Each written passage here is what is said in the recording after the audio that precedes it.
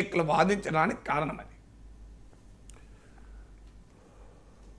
ఇక ఆంధ్రప్రదేశ్ రాజకీయాల విషయానికి వస్తే వైఎస్ఆర్ కాంగ్రెస్ పార్టీపై మాజీ ముఖ్యమంత్రి వైఎస్ జగన్మోహన్ రెడ్డిపై ప్రతిరోజు కూడా ముఖ్యమంత్రి చంద్రబాబు నాయుడు విమర్శలు చేస్తూనే ఉన్నారు సార్. వ్యక్తిగతంగా కూడా టార్గెట్ చేస్తూ ఉన్నారు. వైసీపీ వాళ్ళు చీడ పురుగులు, రాజకీయ చీడ పురుగులు అని కామెంట్ చేశారు. అంతకుముందు పారిశ్రామికవేత్తలకు ఇచ్చిన హామీలో ఆ భూతం మళ్ళీ రాదు అని చెప్పారు. అంటే జగన్మోహన్ రెడ్డిని భూతంతో పోల్చారు. అండ్ ఫేక్ ఫెలోస్ అని కూడా అన్నారు సార్ రీసెంట్గా. ఎందుకు ప్రతిరోజు చంద్రబాబు నాయుడు జగన్ని టార్గెట్ చేస్తూ ఉన్నారు? ఈ టార్గెట్ జగన్ అనే వ్యూహం తెలుగుదేశం పార్టీకి రాజకీయంగా కలిసి వస్తుందా అంటే ఏం చెప్తారు సార్? జగనే ప్రధాన ప్రత్యర్థి అయినప్పుడు ఆయన టార్గెట్ చేయకపోతే మిమ్మల్ని టార్గెట్ చేస్తారా, నన్ను టార్గెట్ చేస్తారా? మీరు ఈ చంద్రబాబు నాయుడుకి ఆయనే ప్రధాన ప్రత్యర్థి కనుక ఆయన ఖచ్చితంగా టార్గెట్ చేస్తారు. ఆ మాటకు వస్తే జగన్మోహన్ రెడ్డి ముఖ్యమంత్రిగా ఉన్నప్పుడు ప్రతిరోజు చంద్రబాబు నాయుడిని టార్గెట్ చేశారు కదా. ఇంకెవరిని టార్గెట్? చంద్రబాబు నాయుడు, పవన్ కళ్యాణ్ ఇద్దరిని టార్గెట్ చేశారు కదా. సో అందువల్ల ఎవరైనా తమ రాజకీయ ప్రత్యర్థులనే టార్గెట్ చేయడం సహజం. ఇక నెక్స్ట్ క్వశ్చన్ వచ్చేది ఇది రాజకీయంగా ప్రయోజనం అని.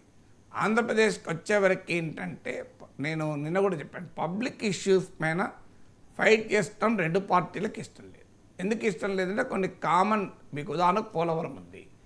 పోలవరం పైన జగన్ ఏమన్నా అడుగుతాడా చంద్రబాబు నాయుడు? ఎందుకు పోలవరం పూర్తి చేయలేదు, ఎప్పుడు పూర్తి చేస్తావన్న ప్రశ్న కూడా అడగదు జగన్. ఎందుకు? అది అడిగితే వెంటనే ఆయన మీద ఏం ప్రశ్న వస్తుంది? మరి 5 ఏళ్ళు నువ్వు ఎందుకు ఆపావు, నువ్వేం చేసావు 5 ఏళ్ళు, పోలవరం పైన 5 ఏళ్ళు ఏం చేసావో చెప్పాలి కదా అని అడుగుతారు. అందుకే జగన్ పోలవరం పైన అడగడు. అమరావతి పైన జగన్ అడగడు. ఎందుకు అడగడు? అమరావతిని ధ్వంసం చేసింది నువ్వే కదా అని విమర్శ వస్తుంది.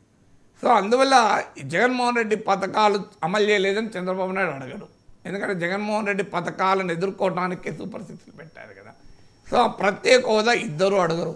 ఎందుకంటే ఇద్దరు అడిగినా మళ్ళీ మోడీకి కోపం వస్తుంది కనుక. విశాఖ స్టీల్ ప్లాంట్ పైన ఇద్దరు అడగరు, ఎందుకంటే మోడీకి కోపం వస్తుంది కనుక. సో అందువల్ల ఇద్దరి మధ్య అడగటానికి పబ్లిక్ ఇష్యూస్ స్పేస్ తగ్గిపోయింది. అందుకే ఒకరినొకరు తీవ్రాతి తీవ్రమైన భాషలో మాట్లాడుకోవడం అనేది ఒక రాజకీయ ఆనవాయితీగా ఆంధ్రప్రదేశ్లో మారింది. అది ఇవాళ కొత్తగా మొదలైంది కాదు. ఇది ఎంతవరకు ఉపయోగపడుతుంది? లా ఆఫ్ డిమినిషింగ్ రిటర్న్స్ అంటారు ఎకనామిక్స్లో. అంటే ఒక దశ దాటితే ఒకే అంశం పైన నీకు రేట్ ఆఫ్ రిటర్న్ తగ్గిపోతుంది. ఇప్పుడు మీరు ఏదైనా ఒక అంశము ఫస్ట్ టైం చెప్పారనుకోండి, మీకు చాలా ఇంట్రెస్టింగ్గా వింటారు. అది రెండోసారి రిపీట్ చేశారనుకోండి, కాస్త ఇంట్రెస్ట్ తగ్గుతుంది. మూడోసారి రిపీట్ చేశారనుకో, ఇంకా ఇంట్రెస్ట్ తగ్గుతుంది. నాలుగోసారి రిపీట్ చేశారనుకో, ఇంతకాలం ఎన్నిసార్లు చెప్తావా అని చికాకు పడతారు. ఇది సింపుల్ కదా, మన మానవ సహజం కదా. మీకు ఆకలితో ఉన్నప్పుడు మొదటి ఇడ్లీ చాలా టేస్టీగా ఉంటుంది, రెండవ ఇడ్లీ టేస్ట్ తగ్గుతుంది, 6వ ఇడ్లీ 7వ ఇడ్లీ అంటే వామిటింగ్ అవుతుంది. 7 ఇడ్లీ అంటే కొంతమందికి ఇంట్రెస్టింగ్ ఉండొచ్చు, పోనీ 12వ ఇడ్లీ అనుకుందాం, వామిటింగ్ అవుతుందా కదా. సో ఏదైనా లా ఆఫ్ డిమినిషింగ్ రిటర్న్స్ అంటారు దీన్ని. అంటే నీకు మొదటి ఇడ్లీ ఇంట్రెస్టింగ్గా తిన్నావు కనుక, మొదటి స్వీట్ ఇంట్రెస్టింగ్గా తిన్నావు కనుక, మొదటి మిర్చి బజ్జీ ఇంట్రెస్ట్ తిన్నావు కనుక 12వదో 15వ మిర్చి బజ్జీ తినలేవు. ఇది కూడా హ్యూమన్ కన్జంప్షన్కి ఉండే క్యారెక్టర్ అది. సో ఇక్కడ కూడా రోజు చీడ పురుగులు, ఫేక్ ఫెలోస్, భూతాలు, ప్రేతాలు ఇలా రోజు అటాక్ చేస్తే ఒక 15 రోజులుగా సింగయ్య కారు కింద చంపాడు, సేమ్ వొకాబులరీ, సేమ్ అటాక్. ఇది ఎంత మేరకు పొలిటికల్ రిటర్న్స్ ఇస్తున్నది క్వశ్చనబుల్. ఎందుకంటే బియాండ్ అ పాయింట్ రాజకీయంగా అది కౌంటర్ ప్రొడక్టివ్ కూడా అయ్యే ప్రమాదం ఉంటుంది. మీకు చరిత్రలో చూడండి,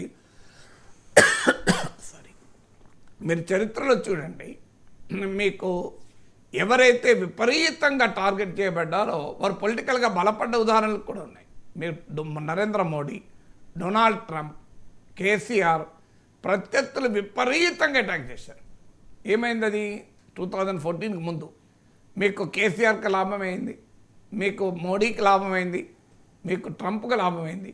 అంటే బియాండ్ ద పాయింట్ మీకు ఎప్పుడు కూడా ఒక వ్యక్తిని పదే పదే పదే పదే టార్గెట్ చేస్తే ఆ వ్యక్తి పైన ఎక్కడో ఒక చోట సానుభూతి పెరిగే ప్రమాదం కూడా ఉంటుంది తెలుగుదేశానికి. ఎందుకంటే యూ మేడ్ మీ పాపులర్ అన్న సిద్ధాంతం వస్తుంది. యూ మేడ్ మీ పాపులర్ అంటే అతను ప్రజలు ఇగ్నోర్ చేస్తున్నా నువ్వు రోజు గుర్తు చేస్తూ జగన్ మళ్ళీ రాడంటావు. జగన్ మాట తీయకుండా చంద్రబాబు నాయుడు ఒకరోజు నిద్రపోలేడు.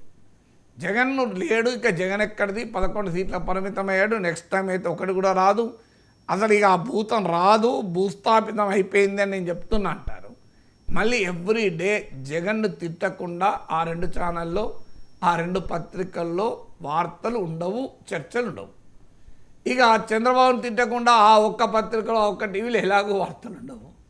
సో రోజు జగన్ నామస్మరణ లేకుండా, నా డౌట్ జగన్మోహన్ రెడ్డి గురించి వైఎస్ఆర్ కాంగ్రెస్ వాళ్ళు స్మరించే దానికన్నా చంద్రబాబు నాయుడు, లోకేష్లు స్మరించేదే చాలా ఎక్కువ కనబడుతుంది.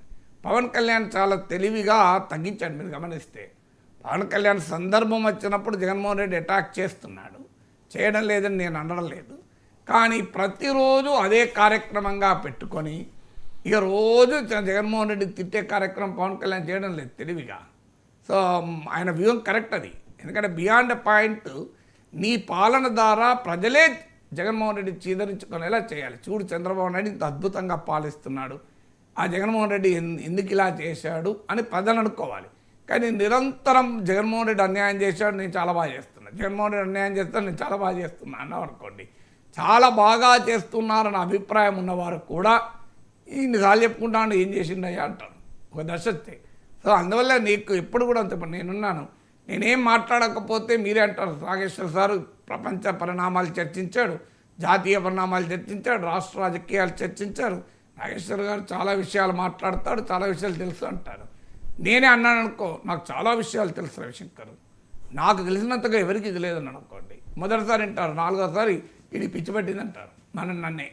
అందువల్ల ఎప్పుడు నేను నేను నేను నేను గొప్ప, ఎదురోడు పనికిమాలినోడు అనే విధానము రాజకీయంగా కూడా ఉపయోగపడదు. అది జగన్మోహన్ రెడ్డి కూడా ఉపయోగపడలేదు. జగన్మోహన్ రెడ్డి 5 ఏళ్ళు అదే పని కదా, 5 ఏళ్ళు అసెంబ్లీలోనే బయట అయినా ఇంకో మాటే లేదు. ఆయనకు తానా అంటే తందానలాగా ఇతరులు. మీరు ప్రతిరోజు ఒకవేళ ఏదైనా ఒకరోజు జగన్మోహన్ రెడ్డి మిస్ అయితే అంబటి రాంబాబు, మీ కొడాలి నాని, పేర్ని నాని వీళ్ళు అనుకోవాలి. ఇక అసలు ప్రతిరోజు ఇదేపటికి వేరేది ఏం లేదు. అసెంబ్లీలో ఆఖరికి చంద్రబాబు నాయుడు సతీమణిని కూడా ప్రస్తావిస్తూ నీచంగా మాట్లాడిన సందర్భం చూశారు, ప్రదర్శించారు అది. అందువల్ల రాజకీయాలు నీ పాలన పాజిటివ్గా, పాలన గనక పాజిటివ్గా రాడికల్లీ డిఫరెంట్ ఉంటే ప్రజలే చరిత్రలో కాలగర్భంలో ప్రత్యర్థులు కలిపేస్తారు. సో దానిపైన ఫోకస్ చేయడం ఉపయోగం తప్ప 11 సీట్ల పరిమితమైన జగన్ను నిరంతరం ప్రజల్లో ఉంచే పని చంద్రబాబు నాయుడే చేస్తున్నాడు కదా. రైట్ సార్, ఎన్నికల ఫలితాలు వచ్చిన తర్వాత